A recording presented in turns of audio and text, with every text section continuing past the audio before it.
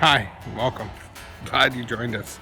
It's Maundy Thursday, and usually on Maundy Thursday we gather together to remember that night that Jesus gathered with his disciples. And so we as disciples of Jesus gather together, we would remember, why we even call it Maundy Thursday. Christ gave us that new mandate, that new commandment to love one another as he has loved us. And we gather together around the table as Jesus gathered with his disciples to break bread, to share the cup, to have communion with one another. And usually when we gather together, we also remember that Jesus washed his disciples' feet. And yet in the middle of that, we actually don't wash each other's feet, but we would wash each other's hands. Which, given where we are now in 2020, with all the things in Corona and whatnot, maybe it seems even a little more appropriate. But this year we can't.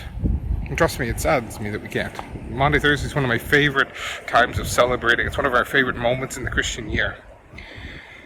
And yet it got me thinking and reflecting on the passages that remind us of all that took place that evening.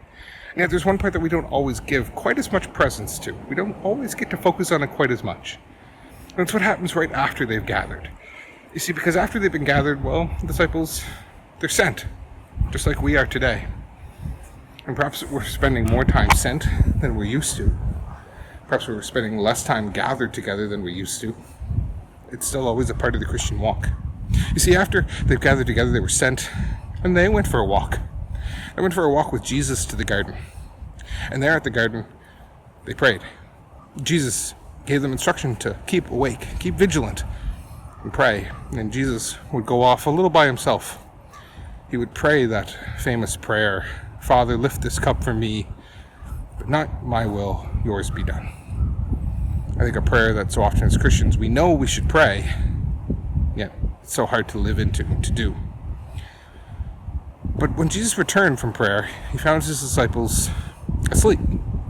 They couldn't keep awake. He scolds them a little bit, tells them to keep awake, keep praying, then he goes off again to pray. Most of the time, I think, when we find ourselves in a moment like this, we're just waiting for the next thing. We're waiting to get on with things, for it to go back to normal. I think this is a moment where we've been given instruction by Christ to stay awake, to be present to what is happening, to be present to what Christ is doing, to not fall asleep, just wait for the next thing.